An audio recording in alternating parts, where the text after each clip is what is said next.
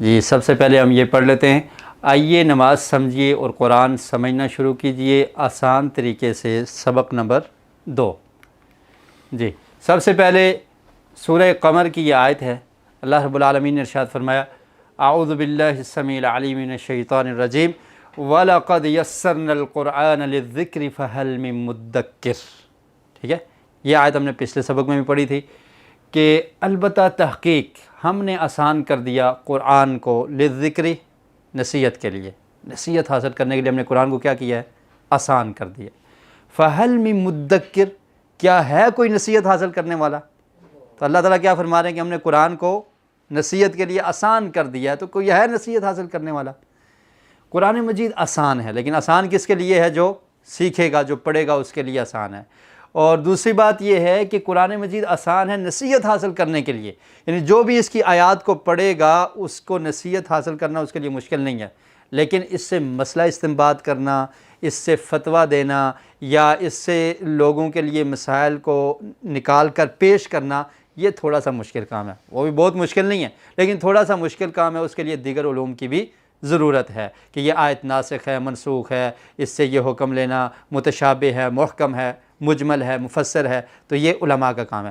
لیکن نصیحت حاصل کرنا، قرآن کو سمجھنا، یہ مشکل نہیں ہے، یہ سب لوگوں کے لیے آسان ہے، کیونکہ اللہ تعالیٰ نے فرما دیا کہ ہم نے اس کو قرآن کو نصیحت کے لیے آسان کر دیا ہے۔ جی آج کے سبق میں ہم کیا سیکھیں گے؟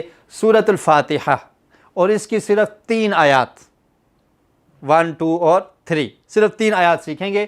اور گرامر میں ہم سیکھیں گے ہوا مسلمون ہم مسلمون۔ جی پڑھیے، یہ کیا لفظ ہے؟ اس میں سے 2 لفظ آپ نے پہلے پڑھے ہوئے ہیں۔ ہوا کا کیا مطلب ہے؟ وہ، اور ہم کا کیا مطلب ہے؟ وہ سب۔ ہوا ہم، ہوا ہم، انتا انتم، انا نحن۔ جی تو ہوا کا مطلب وہ ہے۔ نکات تعلیم یا شوق، اس سبق میں 8 نئے الفاظ ہیں۔ قرآن مجید میں کتنی دفعہ آئے ہیں؟ 3216 بار آئے ہیں، اور یہ صرف بار بار آنے والے الفاظ کا ذکر ہے۔ پچھلے سبق میں ہم نے کتنے الفاظ سیکھے؟ جی کتنے سیکھیں؟ 6۔ اور آج کتنے سیکھیں گے؟ 8۔ 8 اور 6 کتنے ہو جائیں گے؟ 14۔ 14 الفاظ سیکھ لیں گے، جو قرآن مجید میں کتنی دفعہ آئے ہیں؟ 4511 بار آئے ہیں، اور یہ صرف بار بار آنے والے الفاظ کا ذکر ہے۔ قرآن پاک میں کل تقریباً کتنے الفاظ ہیں؟ کل تقریباً 4500 الفاظ ہیں، جو بار بار آنے کی وجہ سے 78000 بنتے ہیں۔ جی سب سے پہلے جو صورت ہم نے پڑھنی ہے، جس کی 3 آیات پڑھنی ہے، اس کا مختصر تعارف۔ قرآن مجید کی پہلی صورت ہے، یعنی ترتیب سے جب آپ قرآن کھولیں گے تو سب سے پہلی صورت کون سے لکھی ہوئی ہے؟ سورۃ الفاتحہ۔ یہ پہلی صورت ہے، اتنی اہم ہے کہ ہمیں اس کو ہر نماز کی ہر رکعت میں پڑھنے کا حکم ہے۔ نبی کریم صلی اللہ علیہ وسلم نے ارشاد فرمایا، صحیح بخاری کی حدیث ہے، لا صلاۃ لمن لم یقرأ بفاتحۃ الکتاب، کہ جو شخص فاتحہ نہیں پڑھتا اس کی نماز نہیں ہوتی۔ تو اتنی اہم صورت ہے کہ اس کو صلاۃ بھی کہا گیا ہے، صلاۃ نماز کو کہتے ہیں۔ پیارے رسول صلی اللہ علیہ وسلم نے ارشاد فرمایا کہ یہ جو صورت ہے یہ صلاۃ ہے، کہ اس میں انسان اللہ سے کلام کرتا ہے۔ جب کہتا ہے الحمدللہ رب العالمین، تو اللہ تعالیٰ کیا فرماتے ہیں؟ حمدنی عبدی، اس بندے نے میری تعریف کی ہے۔ جب کہتے ہیں الرحمن الرحیم، تو اللہ تعالیٰ کیا کہتے ہیں؟ مجدنی عبدی، میرے بندے نے میری عزت کو بیان کیا ہے، میرے شرف کو بیان کیا ہے، میرے جلال کو بیان کیا ہے۔ اور پھر اس کے بعد کیا کہتا ہے؟ مالک یوم الدین ایاک نعبد و ایاک نستعین، اللہ تعالیٰ کہتے ہیں کہ یہ بندے کے درمیان اور میرے درمیان ہے۔ یہ بندہ یہ اقرار کر رہا ہے، یہ وعدہ کر رہا ہے کہ اللہ تعالیٰ میں تیری ہی عبادت کروں گا اور تجھ ہی سے مدد مانگوں گا، یہ میرے اور میرے بندے کے درمیان ہے۔ اور پھر اللہ تعالیٰ کہتے ہیں کہ اب بندہ جو سوال کرے گا میں اس کو عطا کروں گا۔ اور پھر انسان سوال کیا کرتا ہے؟ اہدنا الصراط المستقیم، کہ اللہ تعالیٰ ہمیں سیدھا راستہ دکھا دے، کہ ہم نے وہاں پر جانا ہے، اس راستے پر چل کر جہاں سے اللہ تعالیٰ تو نے ہمیں نکالا تھا، جہاں سے ہمارے باپ کو نکالا تھا آدم علیہ السلام کو، تو ہم نے کہاں پر جانا ہے؟ واپس وہاں پر جانا ہے۔ وہ راستہ ہمیں دکھا دے تاکہ ہم وہاں پر اپنی منزل پر پہنچ جائیں۔ اور اللہ تعالیٰ نے قرآن میں انسان سے یہ وعدہ بھی کیا تھا نا، فرمایا کہ تم لوگ سب لوگ نکل جاؤ، اور پھر جب تم جو ہدایت پر ہوں گے تو وہ واپس جنت میں آئیں گے۔ اور پھر شیطان نے کہا تھا کہ میں ان کو جنت سے روکوں گا۔ تو یہ مطلب ہے اہدنا الصراط المستقیم صراط الذین۔ تو یہ خیر اس کا مختصر تعارف ہے، اور یہ دن میں کئی بار پڑھی جاتی ہے، یعنی نماز میں آپ کتنی بار پڑھتے ہیں قرآن مجید؟ اب یہ دیکھیے کہ یہ صورت ہم دن میں کئی بار پڑھتے ہیں، اور اس صورت کے الفاظ قرآن مجید میں کتنی دفعہ ہیں؟ 7500 مرتبہ۔ یہ صرف ہم نے ابھی ایک پیج کی سورہ آل عمران کی یہ آیات ہیں وہ آپ کے سامنے رکھی ہیں، کہ آپ یہ دیکھیں کہ اس پیج میں سورہ فاتحہ کے الفاظ کتنی مرتبہ رپیٹ ہوئے ہیں۔ شروع میں یا ایھا الذین آمنوا ان تطیعوا فریقا من الذین اوتوا الکتاب یردوکم بعد ایمانکم کافرین، اس میں سورہ فاتحہ کے الفاظ کوئی آپ کو نظر آ رہا ہے؟ الذین، سورہ فاتحہ میں پڑھا ہے نا، صراط الذین، راستہ ان لوگوں کا، اور یہاں پر من الذین، تو اعوذ باللہ من الشیطان الرجیم، من پڑھا ہے نا، وہی لفظ دوبارہ رپیٹ ہو گیا۔ اور اس کے بعد آپ دیکھیں دوسری آیت ہے، لفظ اللہ یہ سورہ فاتحہ میں استعمال ہوا ہے، وَمَن يَعْتَصِم بِاللَّهِ بسم اللہ، ٹھیک ہے، وہی لفظ اللہ، اور یہاں پر دوبارہ یہاں پہ صراط مستقیم اہدنا الصراط المستقیم، تو یہ قرآن مجید میں رپیٹ ہو کر آتے ہیں۔ الذین، یہ آپ قرآن مجید کے ہر پیج پر آپ کو ملے گا، بار بار رپیٹ ہونے والا لفظ ہے۔ اور اسی طرح آپ یہ دیکھیں نعمت اللہ علیکم غیر المغضوب علیہم تھا وہاں پر، یہاں پر علیکم ہے۔ جب آپ کو علی کا مطلب آ جائے گا تو پھر آپ کو یہ چیز سمجھ آ جائے گی۔ وَكُنْتُمْ عَلَىٰ، یہ بھی وہی ہے، مِنَ النَّارِ، اور اسی طرح یہ دیکھیں کہ یہ تمام کی تمام چیزیں۔ اس میں یہ دیکھیں کہ اللہ تعالیٰ نے ارشاد فرمایا آیت نمبر 103 وَاعْتَصِمُوا بِحَبْلِ اللَّهِ جَمِيعًا وَلَا تَفَرَّقُوا، کہ اللہ کی رسی کو مضبوطی سے پکڑ لو۔ اللہ کی رسی کیا ہے؟ قرآن مجید، ٹھیک ہے، اس کو مضبوطی سے تھام لو اور آپس میں گروہ نہ بن جاؤ، اور یاد کرو وَاذْكُرُوا نِعْمَةَ اللَّهِ عَلَيْكُمْ، تم اس نعمت کو یاد کرو اِذْ كُنْتُمْ أَعْدَاءً، جب تم دشمن تھے آپس میں۔ اللہ تعالیٰ نے یہ نعمت یاد کرو کہ جب تم آپس میں دشمن تھے، قبائلی تعصب اور عرب میں جنگ، ظلم اور زیادتی، ایک دوسرے کے خلاف قتال اور لڑائیاں، یہ چیز تھی۔ اور مدینہ میں آپ دیکھ لیں کہ مدینہ میں بھی یہی صورتحال تھی، یہودی یہ ان کو لوگوں کو لڑاتے تھے، جو عرب تھے ان کو لڑاتے تھے، اوس اور خزرج کی لڑائیاں، اور یہ سلسلہ تھا۔ تو جب اللہ رب العالمین کی کیا نعمت ہوئی کہ اذ کنتم اعداء فالف بین قلوبکم، اس نے تمہارے دلوں کے درمیان محبت پیدا کر دی، فاصبحتم بنعمتہ اخوانا، اور پھر تم اس کی اس نعمت کی وجہ سے آپس میں کیا بن گئے؟ بھائی بھائی بن گئے۔ وکنتم علی شفا حفرۃ من النار، اور تم آگ کے بالکل کنارے پر پہنچ چکے تھے، جہنم کے بالکل کنارے پر پہنچ چکے تھے۔ فَأَنْقَذَكُم مِّنْهَا، تو اس آگ سے اللہ تعالیٰ نے تمہیں بچا دیا، یعنی تم جہالت، گمراہی، کفر اور زیادتی کی وجہ سے آگ کے کنارے پر پہنچے ہوئے تھے۔ تو یہ اللہ تعالیٰ کی نعمت ہے کہ اللہ تعالیٰ نے تمہارے اندر الفت اور محبت اور بھائی چارہ کا بنا دیا، قائم کر دیا، اور تمہیں اس آگ سے بچا دیا۔ اسی طرح اللہ تعالیٰ اپنی آیات کو بیان کرتا ہے کہ تاکہ تم سمجھ جاؤ، تاکہ تم ہدایت یافتہ بن جاؤ۔ اور پھر اس امت کو یہ حکم دیا وَلْتَكُن مِّنكُمْ أُمَّةٌ يَدْعُونَ إِلَى الْخَيْرِ، تم میں سے ایک گروہ ایسا ہونا چاہیے جو لوگوں کو بھلائی کی طرف بلائے، لوگوں کو نیکی کی دعوت ہے۔ وَيَأْمُرُونَ بِالْمَعْرُوفِ وَيَنْهَوْنَ عَنِ الْمُنكَرِ، لوگوں کو نیکی کا حکم دے اور برائی سے ان کو روکے۔ وَأُولَٰئِكَ هُمُ الْمُفْلِحُونَ، کیا فرمایا؟ یہی لوگ کیا ہیں؟ کامیاب ہیں، یہ اصل میں کامیاب لوگ ہیں۔ تو یہی ہمارا مقصد ہے کہ لوگ قرآن کے ساتھ جڑ جائیں، قرآن کو سمجھنے والے بن جائیں۔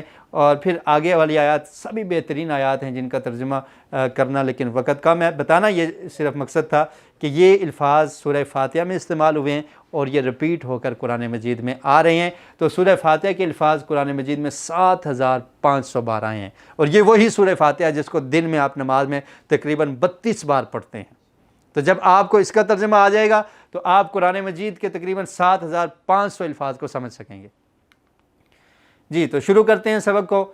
سورۃ الفاتحہ آپ نے میرے ساتھ پڑھنا ہے۔ اعوذ باللہ من الشیطان الرجیم، بسم اللہ الرحمن الرحیم،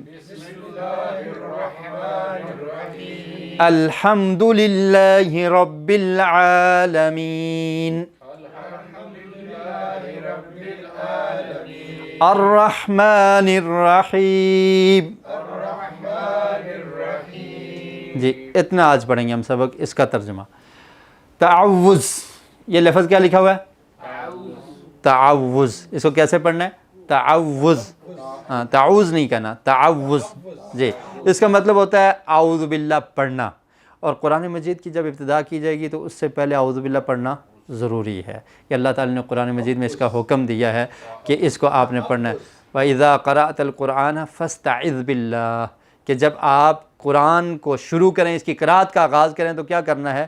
اعوذ باللہ پڑھنا ہے۔ اعوذ باللہ کا مطلب یہ ہے کہ انسان اللہ کی حفاظت میں آ جاتا ہے کہ اللہ تعالیٰ تو شیطان سے میری حفاظت فرما۔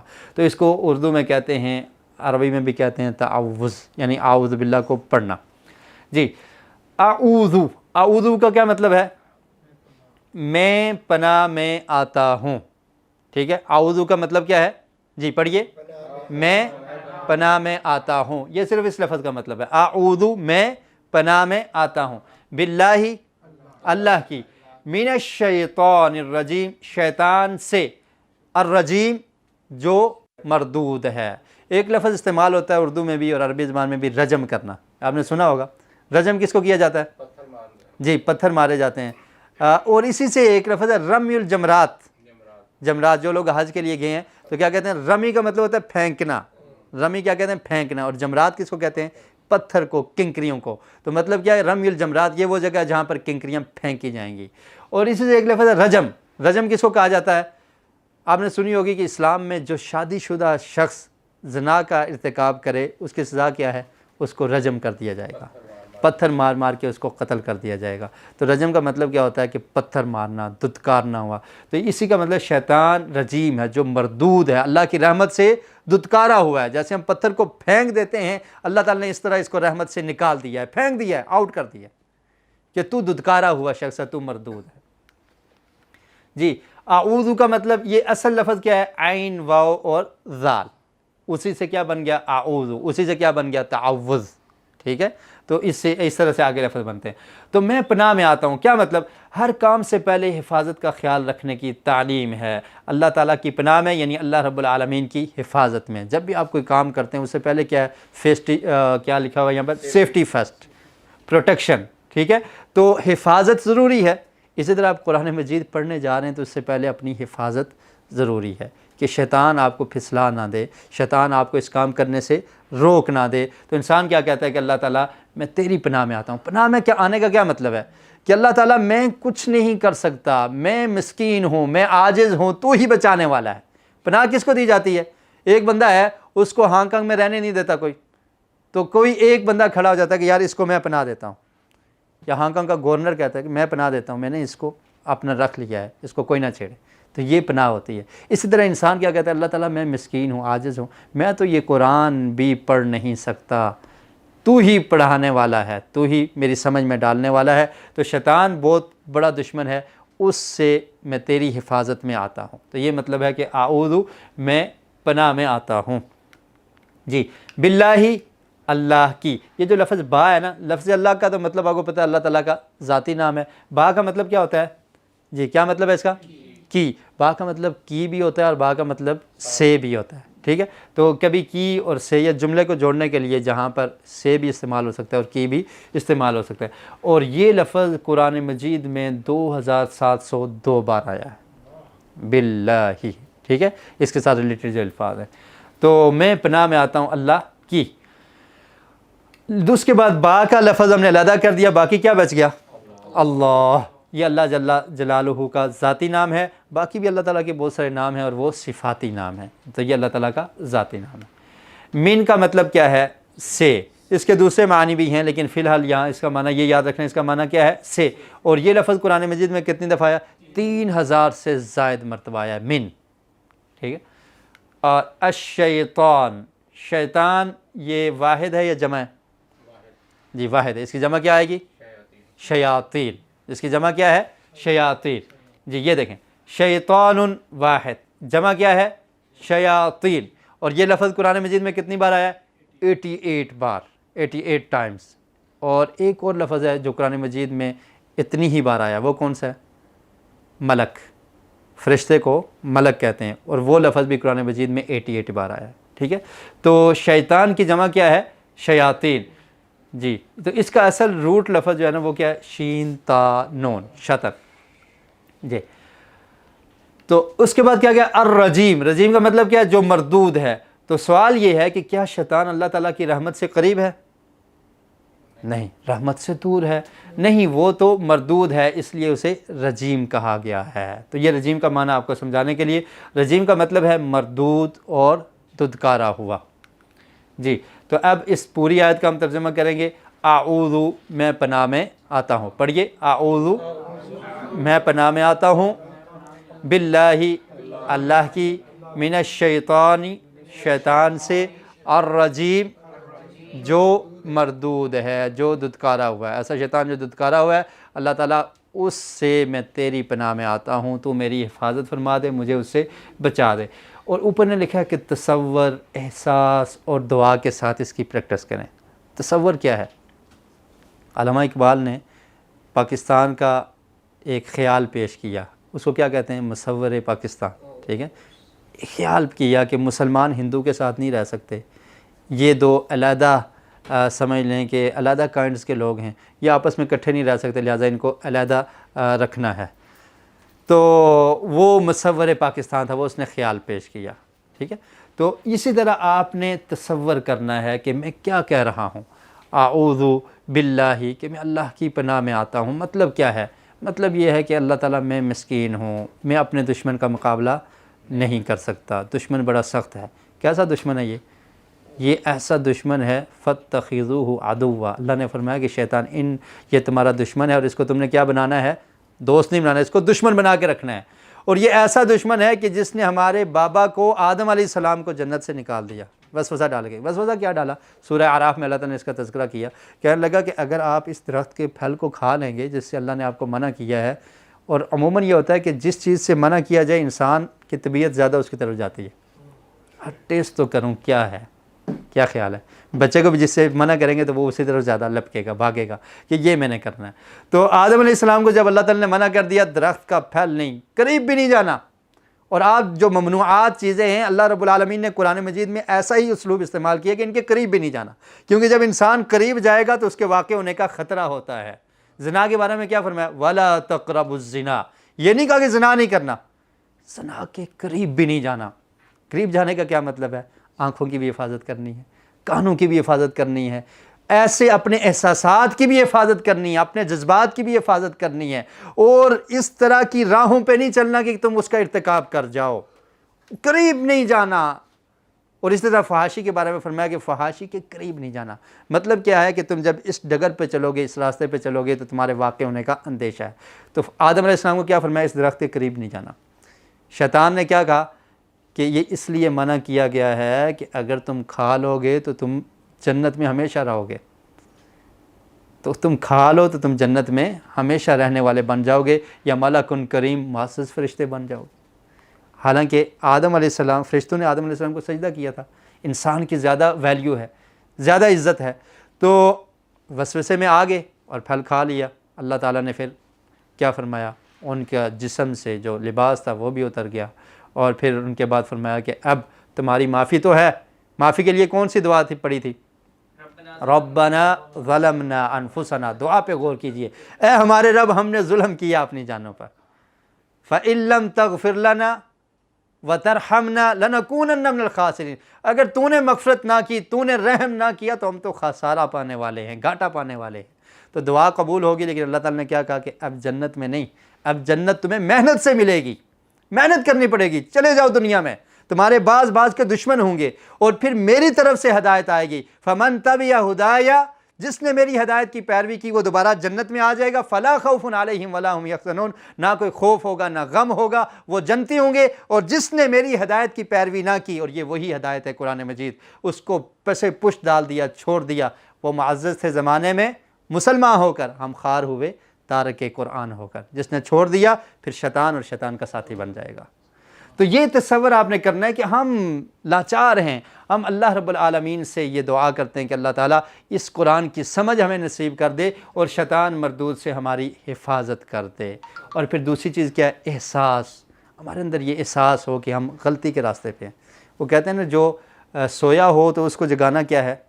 آسان ہے، جو جاگ رہا ہو اس کو کون جگائے گا؟ جو کہے کہ میں ٹھیک ہوں وہ ٹھیک نہیں ہو سکتا، جو یہ سمجھ جائے کہ میں غلط ہوں اس کی اصلاح ممکن ہے۔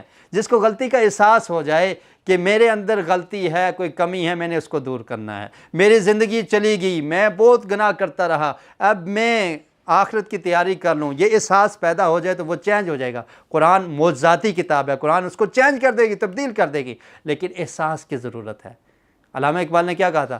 وائے ناکامی متاع کارواں جاتا رہا، کارواں کے دل سے احساس زیاں جاتا رہا۔ ایک تو یہ ناکامی ہے کہ کارواں جاتا رہا، مسلمان ذلیل و خوار ہو گئے، انہوں نے اپنے اسلاف سے جو میراث پائی تھی اس کو کھو دیا، دین کو چھوڑ دیا، سب کچھ ترک کر دیا، کافر ان پر چڑھ دوڑے ہیں، یہ کافروں کے غلام بن گئے ہیں، ذلیل و خوار ہو گئے۔ اور دوسری یہ کیا ہے؟ کارواں جاتا رہا، کارواں کے دل سے احساس زیاں جاتا رہا، احساس بھی ختم ہو گیا کہ ہم ناکام ہیں۔ ایک تو ناکام ہو گئے، ذلیل و خوار ہو گئے، پھر احساس بھی ختم ہو گیا۔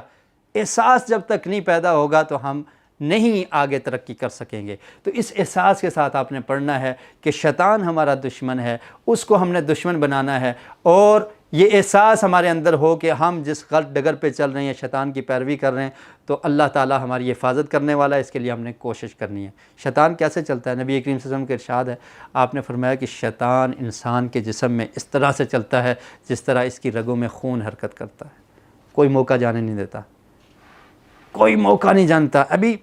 اور یہ نہیں ہے کہ صرف جو گناہ گار لوگ ہیں یا جو گناہ کرتے ہیں ان کے پاس جاتا ہے، ہر آدمی کے پاس جو نیکی کا کام کرنے والا ہے اس کے ذہن میں وسوسہ پیدا کر رہا ہے، تو بڑا نیک ہے، تو بڑا پہنچا ہوا ہے، وہ ساری نیکیاں ختم۔ اس کے ذہن میں وسوسہ پیدا کر، لوگ تیری بڑی تعریف کرتے ہیں، لوگ تجھے بڑا سمجھتے ہیں، تو وہ سارا کچھ ہڑپ ہو جائے گا، کیونکہ اللہ تعالیٰ نے کیا کہا؟ مخلصین لہ الدین، خالص عبادت کرو گے تو تب قبول ہوگی۔ تو تصور، احساس، اور پھر دعا بھی کرنی ہے کہ اللہ رب العالمین ہم تجھ سے حفاظت کے طلبگار ہیں، تو نہیں ہماری حفاظت کرنی۔ جی آیت بسم اللہ الرحمن الرحیم، جی پڑھیے۔ اوپر لکھا ہوا ہے سورۃ الفاتحہ، ٹھیک ہے؟ اس سورت کے بہت سارے نام ہیں، فاتحہ بھی اس کو کہا جاتا ہے، اس کو سورہ الصلاۃ بھی کہا جاتا ہے، اس کو رقیہ بھی کہا جاتا ہے کیونکہ یہ دم کرنے کی صورت ہے، اور صحابہ کرام نے اس کو پڑھ کر ایک کافر پر دم کیا تو اللہ تعالیٰ نے اس کو بھی شفا دے دی۔ خیر یہ لمبا واقعہ ہے، اس کا صرف اختصار کے ساتھ یاد رکھیں۔ تو بسم اللہ الرحمن الرحیم، با کا کیا مطلب ہے؟ پیچھے ہم نے پڑھا تھا جی، سے مطلب ہے، اور کی بھی ہم نے ابھی پیچھے پڑھا تھا، اعوذ باللہ ہی، میں پناہ میں آتا ہوں اللہ کی، ٹھیک ہے؟ اور اس کا مطلب سے بھی ہوتا ہے، تو یہاں پر اس کا مطلب ہوگا سے۔ با کا مطلب کیا ہوگا؟ سے، اور اسم کا مطلب کیا ہوتا ہے؟ نام۔ عربی میں کہتے ہیں مسمک، آپ کا نام کیا ہے؟ ما اسمک، اصل میں ما کا مطلب کیا؟ اسم، نام، کا تیرا، تو کیا ہے؟ مسمک، آپ کا نام کیا ہے؟ تو اسم کا مطلب نام ہوتا ہے، تو مطلب کیا ہوگا؟ بسمی، نام سے، اللہ، اللہ کے، الرحمن جو بہت مہربان ہے، الرحیم جو رحم کرنے والا ہے۔ جی اس کو دیکھ لیجئے، با کا مطلب کیا ہے؟ سے، اور اسم کا مطلب کیا ہے؟ نام۔ یہ دونوں مل گئے تو کیا ہو گیا؟ اصل میں یہ اسم ایسے لکھا جاتا ہے تو ملائیں گے تو بسمی، بسمی۔ اور یہ بھی آپ یاد کر لیں کہ جب با آ جائے تو آخر میں ہمیشہ زیر آتی ہے، کچھ اور حروف بھی ہیں، من کے بعد بھی زیر آتی ہے، من الشیطان الرجیم، نر رجیم نہیں پڑھیں گے کیونکہ من آ گیا۔ اسی طرح با آ گیا تو اس کو بسما نہیں پڑھیں گے بلکہ بسمی ہی پڑھیں گے ہمیشہ۔ ان کو عربی میں کہتے ہیں حروف جارہ، کہ یہ جر دینے والے، کسرہ دینے والے حروف ہے۔ تو با کا مطلب سے اور اسم کا مطلب نہ۔ اسم کی جمع کیا ہے؟ جی اسماء، اسم کی جمع کیا ہے؟ اسماء۔ جی ابھی دیکھتے ہیں، یہ دیکھیں اسم واحد ہے اور اس کی جمع کیا ہے؟ اسماء۔ اسماء کا لفظ کہیں پڑھا آپ نے؟ جی اسماء الحسنہ، کیا مطلب ہے؟ اللہ تعالیٰ کے پیارے پیارے نام۔ تو اسماء کا مطلب کیا ہوتا ہے؟ نام، اللہ کے بہترین نام۔ یہ لفظ قرآن مجید میں 39 سے زائد مرتبہ آیا ہے، یہ لفظ اسم یا اسماء۔ تو اس کا معنی آپ کو پتہ چل گیا، اس کا مطلب کیا ہوتا ہے؟ نام۔ الرحمن، رحمان کا کیا مطلب ہے؟ بہت مہربان۔ یہ اصل میں لفظ کیا ہے؟ راحامیم، اسی سے رحیم بھی بن گیا اور اسی سے رحمان بھی بن گیا، را ہا اور میم، را ہا اور میم وہاں پر بھی استعمال ہوئے ہیں۔ اس میں کچھ زائد الفاظ ہیں وہ آپ دیکھ لیں، اس میں رحمان لفظ ہے اور ال کیا ہے؟ علیحدہ سے ہے، ٹھیک ہے؟ ال کا کیا مطلب ہوتا ہے؟ خاص طور پہ، کسی کو خاص کر جب بندہ اپلیکیشن لکھتا ہے نا انگلش میں، آپ زیادہ جانتے ہیں دا پرنسپل، ٹھیک ہے؟ یعنی بہت سارے پرنسپلز ہیں لیکن ایک کو خاص کیا جا رہا ہے یا ایک کو مخاطب کیا جا رہا ہے۔ تو اسی طرح الرحمن کہ وہی اللہ جو خاص مہربان ہے، صرف اسی کی بات ہو رہی ہے، ٹھیک ہے۔ تو یہ خاص کرنے کے لیے یہ لفظ استعمال ہوتا ہے عربی زبان میں۔ جیسے میں آپ کو مثال دیتا ہوں، کوئی بھی چیز ہے، قلم ہے، یہ قلم ہے، اس کو قلم کہیں گے، ٹھیک ہے۔ جب کہیں گے القلم تو یہ خاص قلم ہو جائے گی، ٹھیک ہے۔ تو اسی طرح مثلا آدمی کو کیا کہتے ہیں عربی میں؟ رجل، تو اس کو جب کہیں گے الرجل تو پھر یہ ہوگا، میں کہوں گا ھذا الرجل، یہ آدمی، یعنی اس کے بارے میں بات ہو رہی ہے۔ تو ال لگانا یہ خاص ہوتا ہے جی۔ اسی طرح کے عربی الفاظ میں جوش کا اظہار ہوتا ہے، جو جن میں میم اور نون آخر میں آئے، یا ایسے نون الف نون آخر میں آئے، تو اس میں کیا اظہار ہوتا ہے؟ جوش کا اظہار ہوتا ہے، ٹھیک ہے۔ جیسے مثال کے طور پہ عطشان، اس کا مطلب کیا ہے؟ شدید پیاسا۔ عطش کہتے ہیں پیاس کو، تو عطشان کیا ہوگا؟ شدید پیاسا۔ کیوں؟ جوش کا معنی کیا ہوا؟ الف نون آ گیا تو اس کا مطلب کیا ہوگا؟ شدید۔ اور پھر غضبان، غضب کہتے ہیں غصے کو، تو اس سے غضبان شدید غصے والا۔ اور جوعان، جو بھوک کو کہتے ہیں، اور جوعان کا مطلب کیا ہے کہ شدید بھوکا۔ تو اس طرح کے عربی الفاظ میں کیا اظہار ہوتا ہے؟ جوش کا اظہار ہوتا ہے۔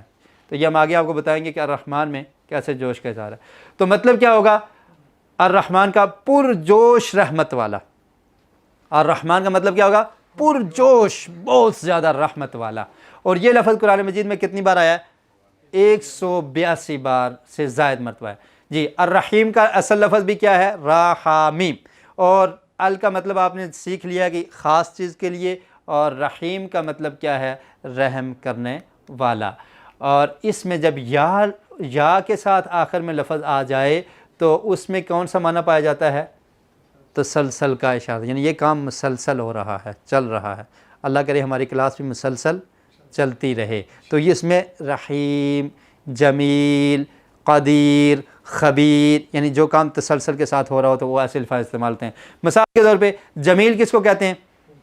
خوبصورت کو۔ جو انسان میک اپ کر کے خوبصورت بن جائے اس کو جمیل کہا جاتا ہے؟ وہ عارضی ہے نا، جب منہ دھوئے گا تو جمال ختم ہو جائے گا، ٹھیک ہے۔ تو لوگ کہتے ہیں نا کہ دھوکا ہو گیا، کہ شادی کی تھی کوئی اور تھی، آج تو کوئی اور آ گئی ہے۔ تو مطلب کیا ہے کہ جمیل اس کو کہتے ہیں کہ جو کل بھی خوبصورت تھا، آج بھی خوبصورت ہے، اور بعد میں بھی خوبصورت رہے گا انشاءاللہ، ٹھیک ہے۔ اس کو کیا کہتے ہیں؟ جمیل، یعنی یہ کام تسلسل کے ساتھ چل رہا ہے۔ جو آج بدصورت ہے کل وہ میک اپ کر کے آ جائے تو وہ جمیل نہیں بن سکتا، اس کو جمیل نہیں کہا جاتا۔ ایسے ہی کریم کس کو کہتے ہیں؟ اچھے اخلاق والے شخص کو۔ تو جو انسان ابھی اچھا بن جائے، ویسے وہ گالیاں دیتا ہو، تو اس کو کریم کہیں گے؟ نہیں، کیونکہ اس کا اخلاق اچھا نہیں ہے، ٹھیک ہے۔ اچھے اخلاق والا وہ ہے کہ جو گھر میں بھی اچھے اخلاق والا ہو، باہر بھی اچھا ہو، دوستوں کے ساتھ بھی اچھا ہو، اور پوری معاشرے میں اچھا ہو۔ آج بھی اچھا اخلاق ہے، کل بھی اچھا ہے، اور آئندہ آنے والا بھی اچھا اخلاق ہو، تو اس میں تسلسل پایا جاتا ہے، تو اس کو کیا کہیں گے؟ کریم۔ اسی سے طرح کیا ہے؟ قدیر، قدرت رکھنے والا، خبیر، جاننے والا۔ اللہ تعالیٰ خبردار ہے، اللہ تعالیٰ کو ہر چیز کی خبر ہے، آج بھی خبر ہے، کل بھی خبر ہے، کل تھی بھی، آئندہ کے تمام معاملات کی خبر بھی ہے، قیامت تک کے معاملات۔ بصیر، دیکھنے والا، اس لیے اللہ تعالیٰ کا نام ہے بصیر۔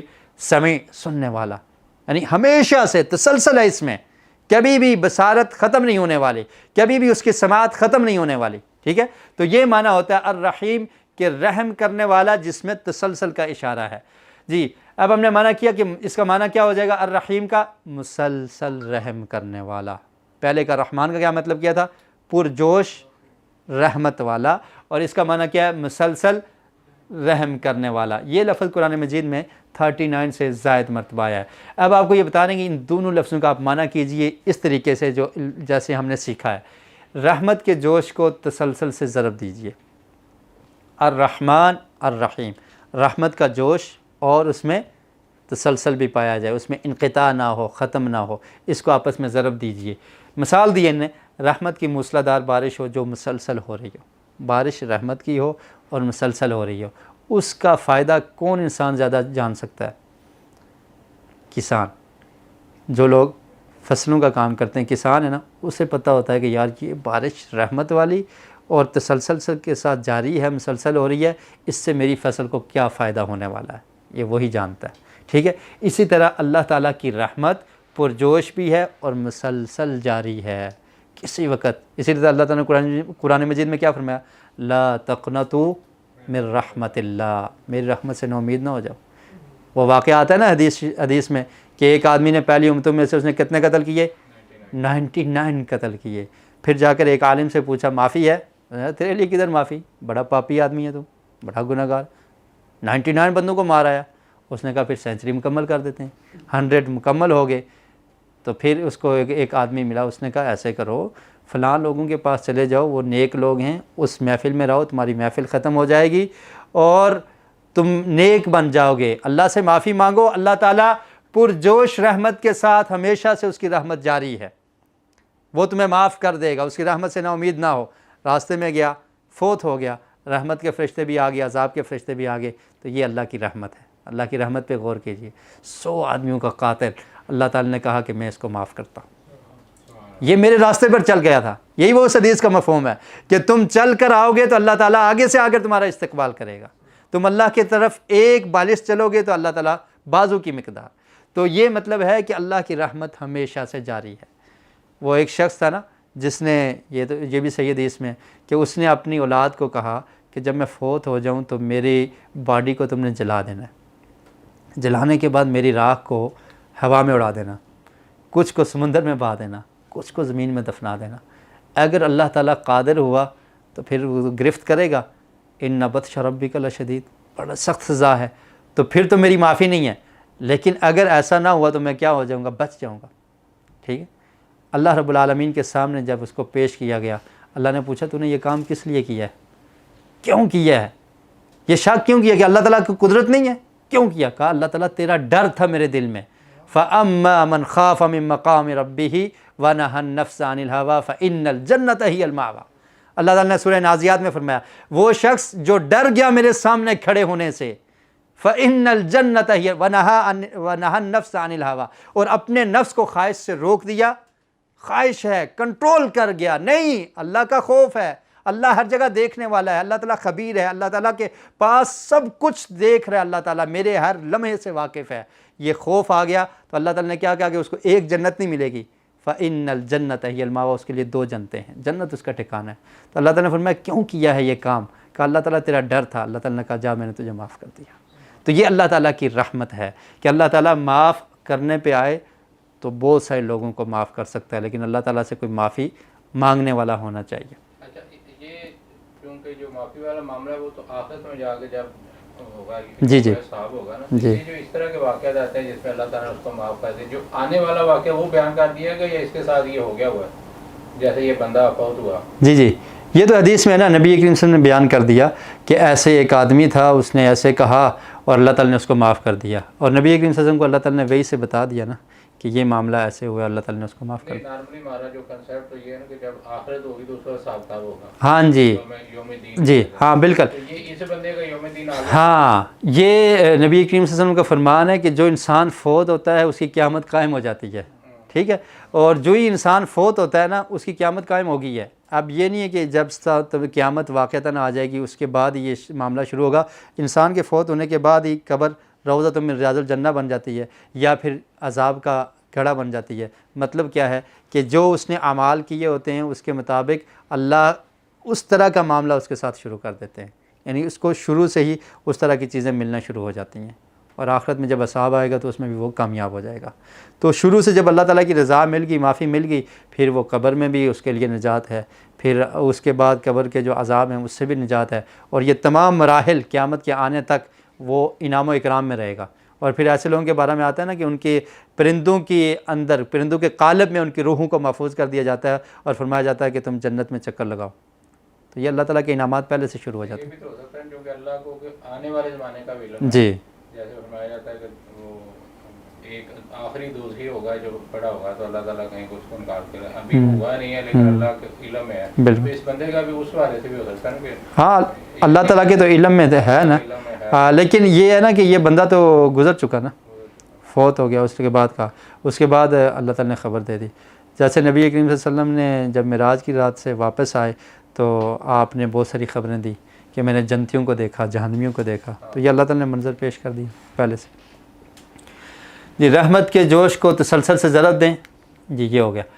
تصور، احساس اور دعا کے ساتھ یہ بار بار یہ جملہ آئے گا، ہمیشہ میں اس کی وضاحت نہیں کروں گا، صرف اس سبق میں انشاءاللہ کر دیتے ہیں۔ بسم اللہ الرحمن الرحیم، نام سے اللہ کے جو بہت مہربان اور رحم کرنے والا ہے۔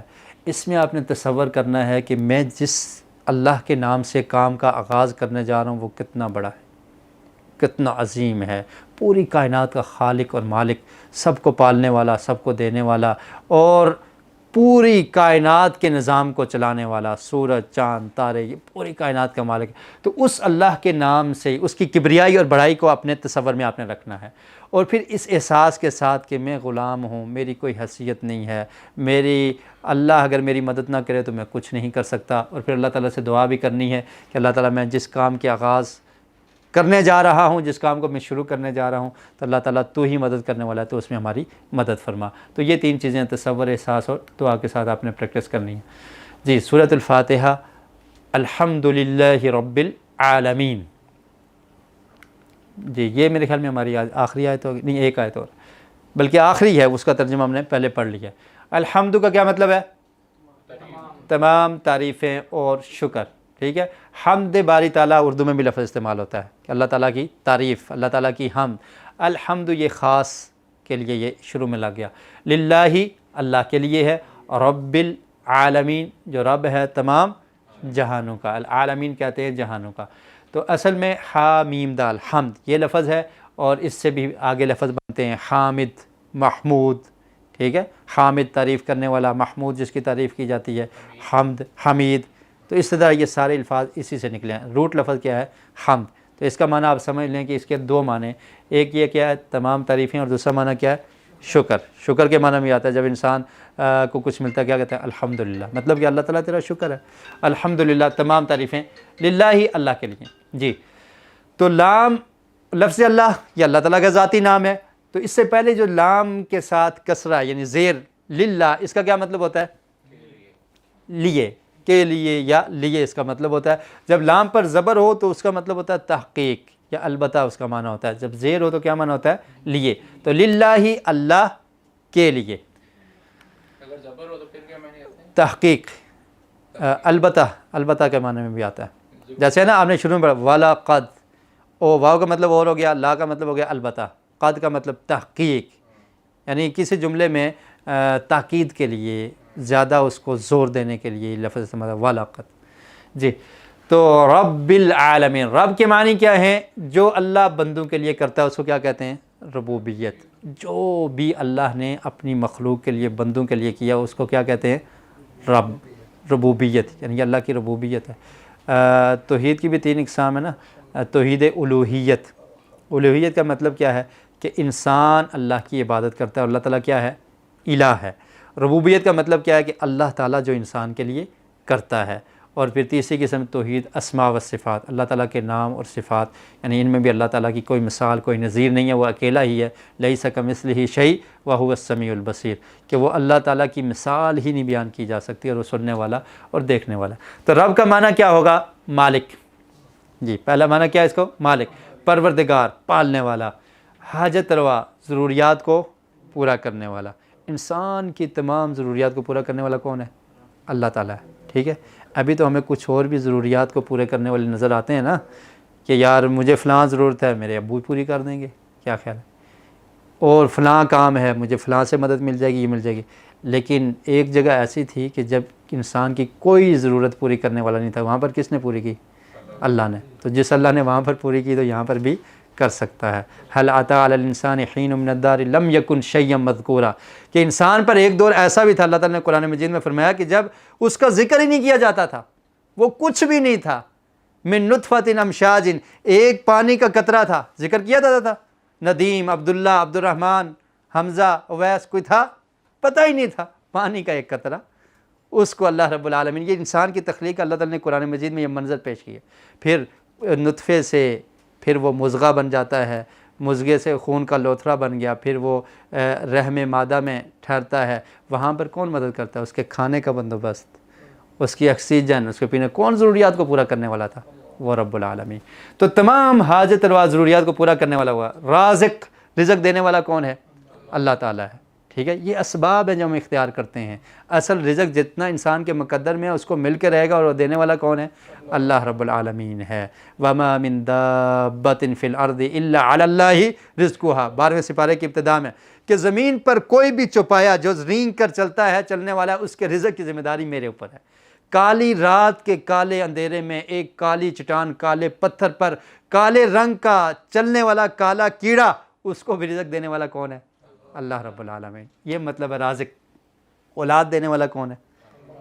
اللہ رب العالمین. اللہ تعالیٰ نے قرآن مجید میں فرمایا یہب لمن یشاء اناثا، کہ اللہ تعالیٰ جس کو چاہتا ہے بچیاں دیتا ہے، جس کو چاہتا ہے بچے دیتا ہے، جس کو چاہتا ہے جڑواں دیتا ہے، اور جس کو چاہتا ہے بانجھ رکھتا ہے، کچھ بھی نہیں دیتا.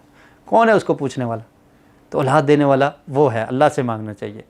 صحت، موت اور زندگی سب نعمتیں دینے والا کون ہے؟ انسان کے پاس صحت ہے. اور ان چیزوں کے بارے میں اللہ کے رسول نے فرمایا نا کہ 5 چیزوں کو 5 سے پہلے غنیمت سمجھ لو. کون کون سی ہیں؟ پہلی چیز کیا ہے؟ صحت کو بیماری سے پہلے. دوسری جی اس سے پہلے جوانی کو بڑھاپے سے پہلے. ٹھیک ہے. تیسری فرصت کو مصروفیت سے پہلے. اور چوتھی نہیں یہ بعد میں آئے گی نا، اس سے پہلے ایک چیز اور رہے گی جی، تنگ دستی سے پہلے. پیسہ ہے اللہ تعالیٰ نے دیا، اس کو خرچ کر لیں. جب انسان کی موت کا وقت قریب آتا ہے نا، پھر کہتا ہے یہ بھی صدقہ کر دو، یہ بھی صدقہ کر دو، یہ بھی. زندگی میں کیا ہے؟ بینک بیلنس جمع کرنا. تو مطلب کیا ہے کہ اس کو فائدہ، ابھی جو مال ہے اس کو ختم ہونے سے پہلے اس کو اللہ کے راستے میں خرچ کر لو، یا اس کو اپنے اوپر خرچ کر لو. خیر یہ لمبا ٹاپک ہے. تو پھر آخری چیز کیا ہے؟ موت کو، زندگی کو موت کے آنے سے پہلے غنیمت جانو. تو یہ صحت، موت اور زندگی سب نعمتیں دینے والا اللہ ہے. جب مشکل میں پھنس جائیں تو نکالنے والا کون ہے؟ یہ قرآن مجید میں اللہ تعالیٰ نے فرمایا وَمَن يَكْشِفُ الضُّرَّ، کون تمہیں مشکلات سے نکالنے والا ہے. قرآن کو پڑھیں گے اللہ نے انسان کو جھنجھوڑا ہے. کون ہے یہ کرنے والا؟ کون ہے بتاؤ؟ اور پھر فرمایا تمام کائنات ہمارے لیے بنانے والا وہی اللہ تعالیٰ ہے. تو یہ رب کے معنی ہے سارے کہ یہ رب ہے. العالمین، عالمین کس کو کہتے ہیں؟ تمام جہانوں کو. جب آپ نے تمام کا مطلب کیا ہے کہ یہ جمع کا صیغہ ہے. ٹھیک ہے نا، جمع کا لفظ ہے، تو اس کی واحد کیا ہوگی؟ عالم. ایک لفظ استعمال کرتے ہیں ہم عالم. عالم کا کیا مطلب ہے؟ علم رکھنے والا. اس کی جمع کیا آتی ہے؟ علماء. ٹھیک ہے. اور ایک ہے عالم، لام کے فتحہ کے ساتھ، لام کے زبر کے ساتھ، اس کا مطلب کیا ہے؟ جہان. اور اس کی جمع کیا آئے گی؟ عالمین، بہت سارے جہان. عالمون بھی آتی ہے اور عالمین بھی آتی ہے. یہ آج فرق آپ پڑھیں گے انشاءاللہ. تو اس طرح کے لفظ بھی اردو میں استعمال ہوتے ہیں جی بتائیے. عالم سے عالم دو جہان. ہاں نہیں، عالم کہتے ہیں. اردو میں کوئی لفظ ہم استعمال کرتے ہوں کہ عالم یا عالم تو کرتے ہیں نا عام، تو عالم کا لفظ استعمال ہوتا ہے واللہ عالم، وہ تو جاننے والا، وہ جاننے والا. عالم. عالم کہتے ہیں عالم حیوانات، عالم ملائکہ. جی یہ کچھ مثالیں آپ کے سامنے. عالم انسان، عالم حیوانات، عالم ملائکہ، عالم جنات، ان جنات کا جہان، فرشتوں کا جہان، اور حیوانات کا جہان، انسان کا جہان. تو اس لیے فرمایا عالمین کہ وہ رب صرف انسانوں کا نہیں ہے، وہ رب صرف چند لوگوں کا، پوری کائنات کے جتنے عالم ہیں سب کا رب ہے. تو فرمایا رب العالمین، تمام جہانوں کا رب ہے. عالم اس کی واحد ہے اور جمع کیا ہے؟ عالمین. جی تصور، احساس اور دعا کے ساتھ اس کی پریکٹس کریں کہ ہم کس رب کا شکر ادا کر رہے ہیں کہ جس کو ہماری ضرورت نہیں ہے. شکر نہ ادا کرو، اللہ تعالیٰ کی عزت توقیر میں کوئی فرق آئے گا؟ ہم عبادت نہ کریں، پوری کی پوری انسان عبادت اللہ کی چھوڑ دیں، اللہ تعالیٰ کی عزت شرف اس میں کوئی فرق آنے والا ہے؟ کوئی فرق نہیں آنے والا. یہ ہمارے لیے بہتر ہے کہ ہم اللہ رب العالمین کے خادم اور نوکر بن جائیں، کیونکہ وہ تو غنی ہے. اللہ تعالیٰ نے قرآن مجید میں ارشاد فرمایا نا کہ تم لوگ فقیر ہو، وَأَنْتُمُ الْفُقَرَاءُ، تم لوگ فقیر ہو، اللہ تعالیٰ غنی ہے، اللہ تعالیٰ کو کوئی ضرورت اور حاجت نہیں ہے. تو اس اللہ نے جتنی نعمتیں ہمیں دی ہیں جن کو ہم نے شمار کیا ہے، اور بے حساب نعمتیں ہیں جن کو ہم شمار نہیں کر سکتے. آپ دیکھیں جو ہم سانس لے رہے ہیں، اس آکسیجن کو کچھ سیکنڈز کے لیے بند کر دیا جائے، انسان زندہ رہ سکتا ہے؟ نہیں رہ سکتا. یہ ایک روح ہے نا جو انسان کے جسم میں نکلتی ہے، ڈیڈ ہو جاتا ہے. تو یہ کتنی نعمتیں اللہ کی. تو اللہ تعالیٰ کی نعمتوں پہ شکر کرنا، کہ تصور میں کریں کہ وہ رب کتنا بڑا ہے، اور اس کی نعمتوں کو تصور میں لا کے اللہ کا شکر ادا کریں، اور احساس کے ساتھ کہ ہمیں اللہ رب العالمین کی پہچان ہو، احساس ہو کہ وہی ہمارا رب ہے، وہی ہمارا خالق اور مالک ہے. اور پھر دعا بھی کریں کہ اللہ تعالیٰ ہمیں تو اپنی تعریف کرنے والا اور اپنا شکر ادا کرنے والا بندہ بنا دے. الرحمن الرحیم، جی اس کو بھی دعا احساس اور اس کے ساتھ پریکٹس کرنی ہے. اس کا معنی ہم کر چکے ہیں, بہت مہربان اور نہایت رحم کرنے والا. اب گرامر کی طرف آتے ہیں. گرامر کے معنی ہم سیکھ چکے تھے. ٹی پی آئی کا مطلب کیا ہے؟ جی تو اس طرح سے آپ کہنا. یہ عربی زبان کے سیغوں سیکھنے کے لیے کیا ہے؟ آسان ہے. سیغہ کہتے ہیں لفظ, سیغہ عربی زبان میں کہتے ہیں لفظ کو, یعنی عربی زبان کے سیغوں کے لیے یہ آسان ہے. اشارے آسانی کے لیے ہوتے ہیں. ہمارے دماغ کا استعمال کیجئے, شیطان کو بیچ میں مت آنے دیجئے. کوئی تھکاوٹ ہے پانی وغیرہ پی لیں. جی یہ ہم نے پچھلی دفعہ پڑھا تھا, یہ تقریباً سب کو یاد ہو گیا ہوگا. ٹھیک ہے جی, کیسے ہے اس کی ایک دفعہ پریکٹس کر لیں. جی میرے ساتھ پڑھیے. ہوا ہم انتا انتم. جی آپ بھی, امتیاز بھائی سوری دوبارہ کریں. ہوا ہم انتا, انتا کے لیے بھی اشارہ کریں گے. انتا ایک انگلی کا, جیسے آپ کسی کو آرڈر کر رہے ہیں. انتا, انتا آپ, انتم آپ سب, انا میں, نحنو ہم سب. جی کوئی پریکٹس کرے گا؟ جی ندیم بھائی, نہیں آنے والے لوگ دیکھ کے کر لیں, پھر ادھر ہی کھڑے ہو جائیں, نو پرابلم. جی ہوا ہم, نہیں انتا ہے ادھر, انتا ہاں, انتا انتم. جی جی جزاک اللہ خیر. جی اویس بھائی.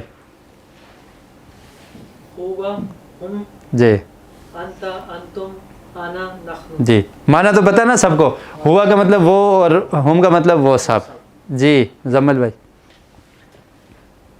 ہوا ہم جی انتا انتم انا نحن. جی جزاکم اللہ خیر.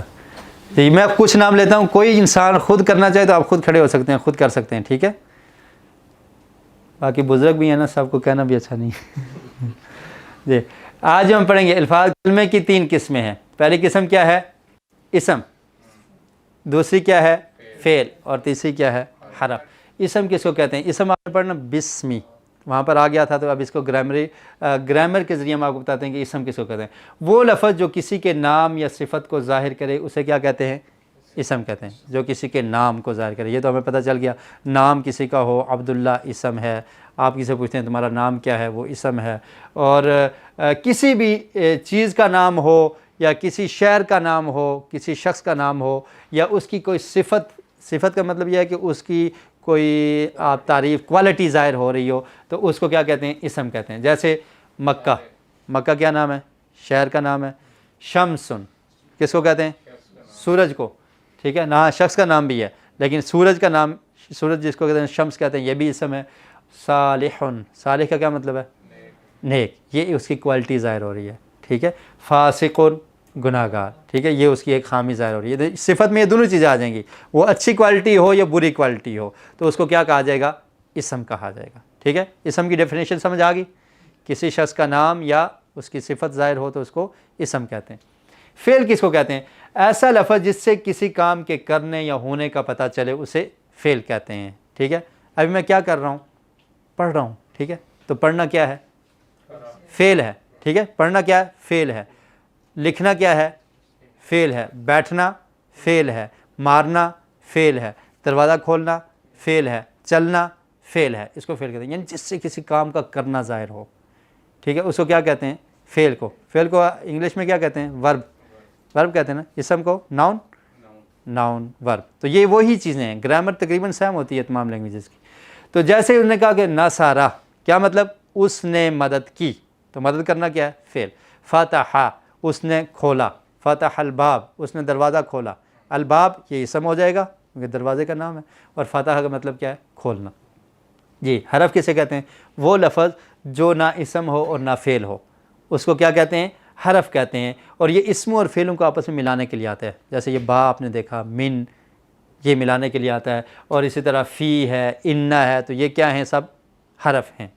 ضروری نہیں کہ جس لفظ کو حرف کہا جا رہا ہو تو اس میں ایک ہی حرف ہو, کئی الفاظ سے مل کر بھی ایک حرف بن سکتا ہے. جیسے یہ انا ہے, یہ اصل کتنے لفظ ہیں؟ کتنے حرف ہیں؟ 3. الف, نون اور نون, 2 نونوں کو جمع کر دیا تو ان, ایک ان نا, 2 ہو گئے یا نہیں ہو گئے؟ दो नूनें नज़र आई, इन ना। तो ये इसका कायदा ये है कि नून साकिन के बाद अगर नून आ जाए तो उनको आपस में मुदगम कर देते हैं, इसको इदगाम कहते हैं। तो ये 3 हरफ है। फ़ी 2 है, मिन भी 2 है, बा बी ली, तो ये हरूफ हैं जो मिलाने के लिए आते हैं इसम और फ़ेल को। तो लिल्लाही लाम हरफ है, बिस्मिल्लाही बा हरफ है, मिनश्शैतान मिन क्या है, हरफ है जी। इसम की मज़ीद मिसालें इन्होंने आपको दी हैं। किताबुन इसम है ना, कलमुन इसम, जव्वालुन, जव्वाल किसको कहते हैं, मोबाइल को, इसको क्या कहते हैं, जव्वालुन। नज़ारतुन किसको कहते हैं जी, लुत्फ़ो ऊपर चढ़ के जो नज़ारा होता है उसको क्या कहते हैं, नज़ारा। नज़ारतुन ये कहते हैं ऐनक को, चश्मे को ऐनक कहते हैं। असल नज़र भी इसी से है ना, नज़र वीक होगी, नज़र तेज़ होगी, इससे इंसान देखता है, तो उसी से लफ्ज़ क्या निकला, नज़ारा, दिखाने वाली चीज़। दिखाने वाली क्या है, लफ्ज़ी माना इसका क्या होगा, नज़ारा, दिखाने वाली, ठीक है। तो नज़ारा इसको क्या कहते हैं, ऐनक को। तो ये इसम है। इसी तरह बाकी इसम, मुस्लिमुन इसम है, मुमिनुन इसम है, सालिहुन, काफिरुन, मुशरिकुन, मुनाफिकुन, ये सब नाम है, तो इसलिए ये इसम है जी। अब हम आपको आज बताएंगे जमा बनाने का तरीका। आपने आलमुन पढ़ा था ना, आलमीन पढ़ा था, आलमीन क्या कहा था हमने, जमा है, इसकी वाहिद क्या है, आलमुन। इसी तरह मुस्लिमुन जमा वाहिद है और इसकी जमा क्या बनेगी, मुस्लिमून और मुस्लिमीन। मुमिनुन जमा वाहिद है, इसकी जमा क्या बनेगी, सिंगुलर और प्लूरल, प्लूरल कहते हैं इंग्लिश में जी, ये वाहिद और जमा है, ठीक है। मुमिनुन, मुमिनून और मुमिनीन, इसी तरह जमा बनेगी। तो जमा बनाने का तरीका क्या है, तरीका ये है कि जमा बनाने का एक तरीका ये है, वाओ नून और या नून बढ़ा दें, वाहिद के आखिर में वाओ नून और या नून बढ़ा दें। बस ये मुस्लिमुन है, इसके आखिर में आप वाओ लगा दें और नून लगा दें, क्या बन जाएगा, मुस्लिमून। मुमिनुन, मुमिनून, या बढ़ा दें या नून, मुमिनीन, मुस्लिमीन। तो ये जमा बनाने का सिंपल तरीका है। क्या तरीका है, वाओ नून और या नून को बढ़ा दें। बढ़ाना कहाँ है, वाहिद के आखिर में, वाहिद के आखिर में जी। जमा बनाने का तरीका क्या है, इसको याद कर लें जी जी। वाओ नून और या नून को वाहिद के आखिर में ऐड कर लें। जैसे सालिहुन से सालिहून, सालिहीन, काफिरुन से काफिरून, काफिरीन जी, पढ़ते जाइए साथ साथ। मुशरिकुन से जी, मुनाफिकुन, आपने जमा पढ़ना है, वाहिद में बोल रहा हूँ, मुनाफिकुन जी। अब इनके साथ हमने वही लफ्ज़ लगाने हैं जो आपने सीखे हुए हैं। हुआ आपने पढ़ा था, हम भी पढ़ा था, अंता भी पढ़ा था, अंतुम भी पढ़ा था, अना भी पढ़ा था, नहनु भी पढ़ा था। पहले तो हमने ये कहा ना कि हुआ वो क्या, कोई बात समझ में नहीं आई पूरी, ठीक है। हम वो सब क्या है, बात समझ में नहीं है, जुमला पूरा नहीं हुआ। अंता आप क्या हैं, कोई पता नहीं, ठीक है। अंतुम आप सब क्या हैं, कोई पता नहीं। अना में, नहनु में, बात मुकम्मल नहीं हुई थी। तो ये इसके साथ हमने ये ऐड करना है, हुआ मुस्लिमून, वो क्या है, वो मुसलमान है। हुम मुस्लिमून, वो सब मुसलमान हैं। अंता मुस्लिमून, आप मुसलमान हैं। और इसके साथ साथ आपने ये भी याद रखना कि देखें, जब जमा के लिए तो मुस्लिमून लगेगा, जब एक का जिक्र करेंगे तो वाहिद लगेगा। अंतुम मुस्लिमून, अना मुस्लिमून, नहनु मुस्लिमून। अच्छा, ये मुस्लिमीन भी अगर यहाँ पे इस्तेमाल करें तो ठीक है, हम मुस्लिमीन जी। यानी जमा बनाने के लिए जमा इसकी ऐसे बनती है, लेकिन ये एक अलहदा सबक है कि कहाँ पर मुस्लिमून बोलेंगे, कहाँ पर मुस्लिमीन बोलेंगे। जैसे उर्दू में भी होता है ना कि एक लफ्ज़ एक दफ़ा में वो मुहावरे के लिहाज से चेंज बोला जाता है, ठीक है। तो यहाँ पर इसके साथ हम ऐसे ही बोलेंगे, ठीक है। वो मैं आपको बताऊँगा, वो थोड़ा मुश्किल हो जाएगा अभी अगर उसका जिक्र किया तो यहाँ पर ये मुस्लिमून बोलेंगे, मुस्लिमून तो ऐसे ही हमने बोलना है। तो हुआ मुस्लिमून जी, पढ़िए, हुआ हुम मुस्लिमून, अंता मुस्लिमून, अंतुम मुस्लिमून, अना मुस्लिमून, नहनु मुस्लिमून जी। इसकी प्रैक्टिस करेंगे। हुआ मुस्लिमून, साइड पे जी इम्तियाज़ भाई, हुआ मुस्लिमून, एक उंगली के साथ दाईं तरफ, हुआ मुस्लिमून, हुम मुस्लिमून, अंता मुस्लिमून, अंतुम मुस्लिमून, अना मुस्लिमून, नहनु मुस्लिमून जी। इसी तरह आगे इसकी प्रैक्टिस कौन करेगा, ख़त्म हो गया। अच्छा, جی اس کے ساتھ ساتھ یہ سارے مشرکون جگہ انت ہوا مشرکون ہم مشرکون، انت مشرکون انتم مشرکون، انا مشرکون نحن مشرکون، ہم الحمدللہ مسلمان ہیں. یہ ویسے مثال کے طور پہ بتا رہا ہوں. لسنا مشرکین، وہ لفظ آ گیا جو مشرکین جب استعمال ہوگا نا ہم کہیں گے لسنا مشرکین، ہم مشرکین نہیں ہیں، تو وہاں پر مشرکون نہیں لگے گا. تو خیر تو یہ ایسے ہی اس کی آپ نے پریکٹس کرنی ہے. نقطہ تعلیم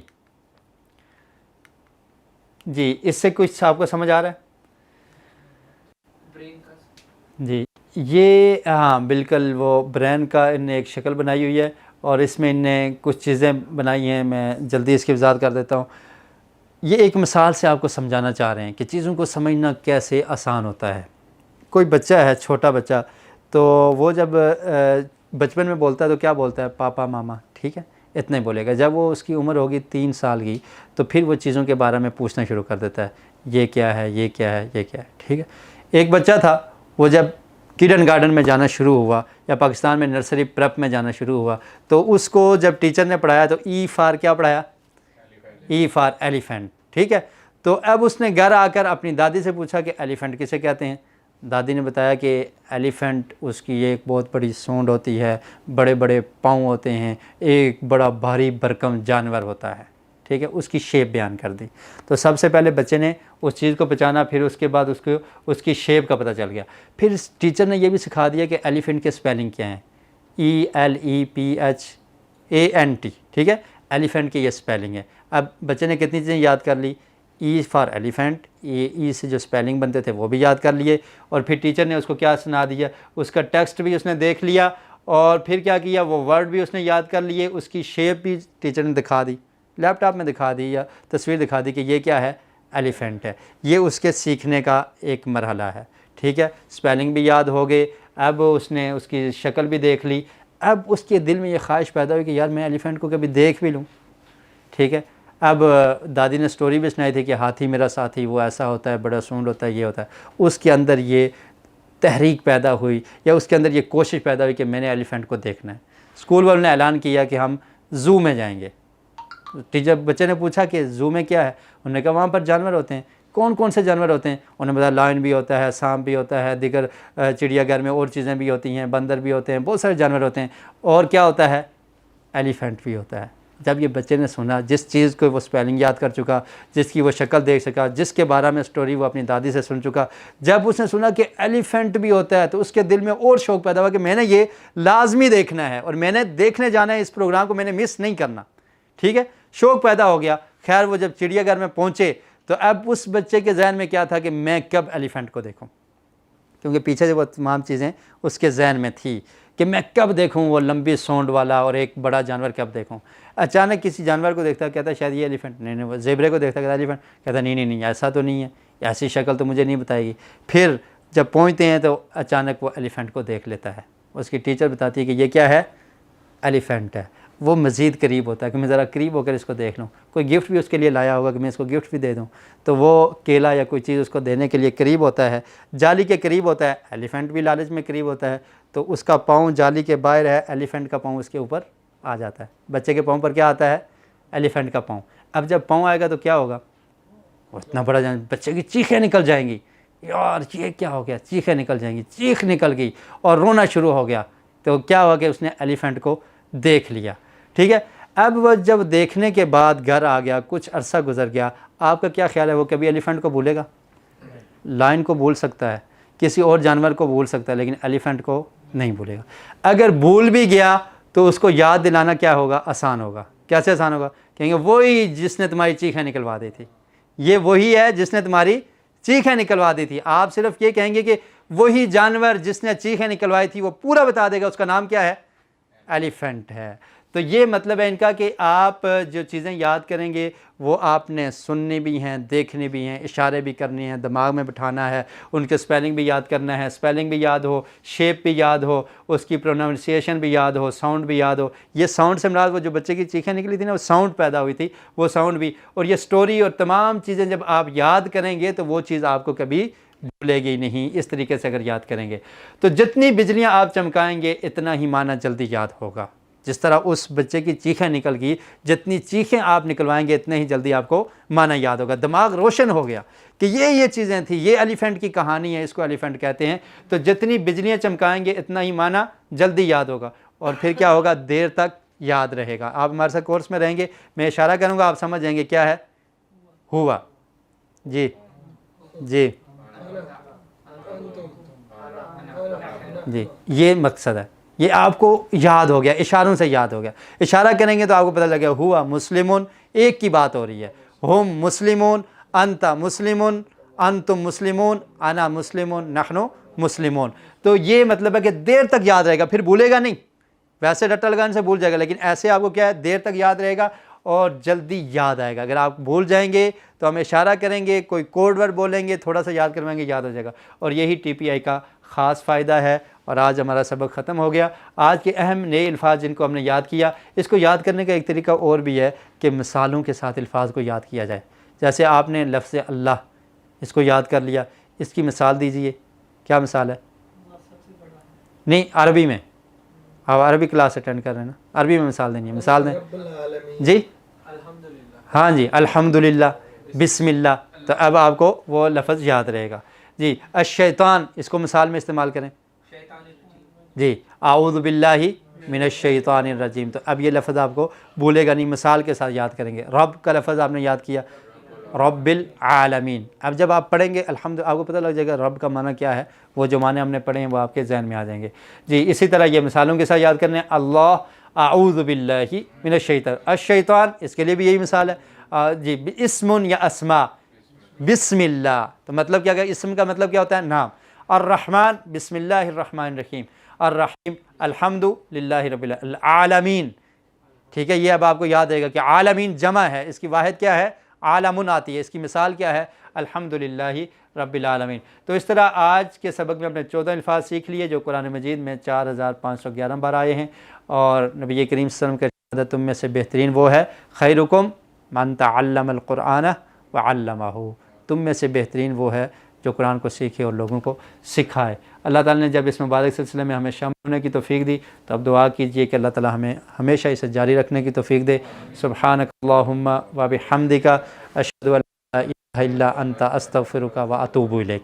یہ کفارہ مجلس کی دعا ہے، یعنی جب بھی کوئی مجلس ہو اس کے آخر میں یہ پڑھ لیں تو اللہ تعالیٰ گناہوں کو معاف کر دیتا ہے۔